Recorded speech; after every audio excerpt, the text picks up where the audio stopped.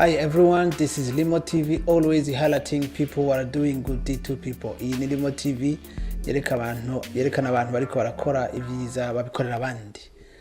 Uno munsi dufise ikiganiro kiri special kuko tuvuga umwana afise ingwara yavukanye.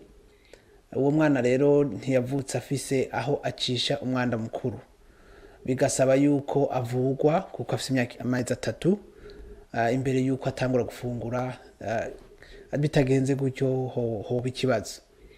Uwo mwana yitwa Ryan akaba ari Bujumbura. Abantu bakaba ariko baragerageza uko bashoboye mugabo imbere yuko tugira ikiganiro n'abantu abatumire ba Limo TV, umwe ari Bujumbura abandi babiri bakaba ari Ottawa. Reka ndabumvise ivyo umuvyeyi ingene atera kama abantu ababwire n'ingene bimeze.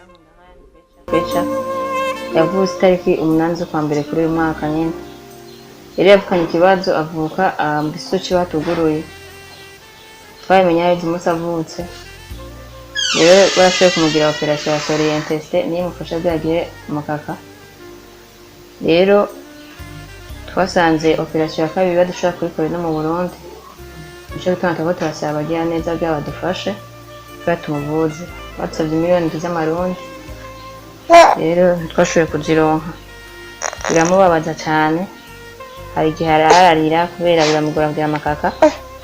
Rero twagomba gusaba umuntu wese afite umutima kugira no gufasha ko yadufasha kugira turemo ubwo buryo kuvuza uyu mwana.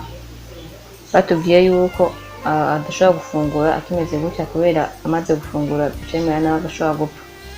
Rero bafite amezi 3 akaba batubwiye ko kujya amezi 6 ariho ashobora kugira ikibazo.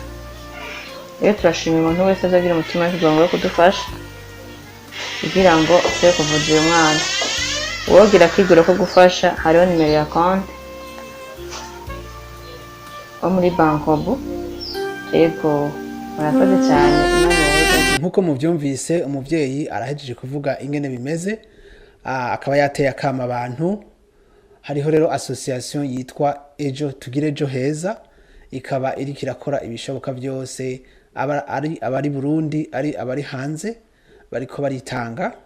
Nibo rero turi kumwe muri studio uno munsi, nkaba nagira ntangurire kuri Bujumbura hama atubwire ingene ibintu biko biragenda. Mwakoze Limo TV kugira ijambo. Je twarindagiye Jess Martes nkabandi conseiller muri association Tugire Ejo Heza. Ingufu two turagerageza gukoresha zose muri association ni ingufu z'ama platform yacu. Turasa ama Facebook, turasa ama Instagram. Aho hose nizo nguvu muri uyu mwanya tubana dushoboye gukoresha mu turapartager ibya histoire ya Kirayan. Turagerageza guhimiriza abavyeyi abajeune gupartager no gufasha en même temps. Tugo turategura ibiteramo bitatu, kimwe kizoba ku wa gatanu tariki 27 n'ikindi kizoba ku wa gatandatu tariki 28. Ibyo byose bikazodufasha gutoza amahera kugira turabe ico twofasha abahaya nuko quand même amahera ni menshi akeneye. Akaba ariho igiteramo ca gatatu gitegekanijwe kuba le 4. Reka bunaho tuvugishe abari muri Canada batubwire nabo ivyo bariko barakora. En fait twiyumviye ingene uburyo twokoresha kugira dufashe uyu mwana yitwa Ryan. Twabonye ko kugira ama spectacle bidakwiye kandi abantu benshi mu bindi bihugu baba bashaka gufasha ubwo bataronka ingene bo bigenza. Bikuca twiyumvira ko twokrea GoFundMe kugira umwe wese ashaka afise umutima wo gufasha ashe kubicamwo kugira afashe uyu mwana. Nivyo muriko murafasha kandi nivyiza.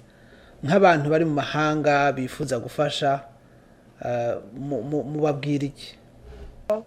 Vraiment yoba bifise igiciro kinini cyo gufasha urya mwana, ko urya mwana kuri jewe nkuko yoba ari mutenya banje canke ari umuntu nzi canke umukuzan canke umuntu nk'abandi kandi naje ndi muri yo way no kunda ko umuntu yofasha. Donc vraiment wumva umutima wo kumufasha naho yoba ari nka $1 canke $2 nuzi ingene nyene yofasha nyene yo hindura ubuzima bw'uwo mwana.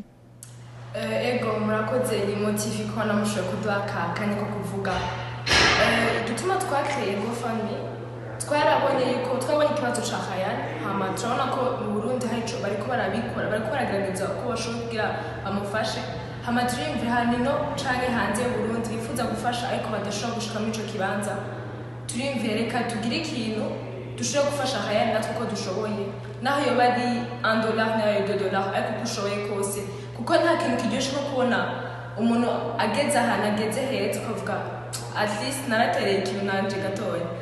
Rero ndashaka ko haje umuntu wese hariyo account twagize ya GoFundMe pour Hayani umuntu wese ashaka kumufasha amufashe kuko biraryoshe cyane kubona yuko yoshobora kumara nk'abandi bana kandi twe turiko n'ingorane twe turiko n'umwanya cyane kubera dapfa abaganga nta mwanya munini asigaje. Ego murakoze Imana ahezagire umuntu agira atange kandi turizera yuko nta rukundo ruba hatabikorwa. Merci beaucoup, merci cyane, merci Limo TV, merci namwe mugira mutange n'abamaze gutanga Imana ahezagire. Ico dushaka cyane ni iyo link ya GoFundMe ko uwo dufasha kuyipartage twayikoreye aba diaspora ko turazi ko sabarundi bari mu Burundi bonyene bariko baramenya histoire ya Kirayani n'abandi barabimenye bari hanze mu makungu. Ego hanini ni iki murakoze cyane.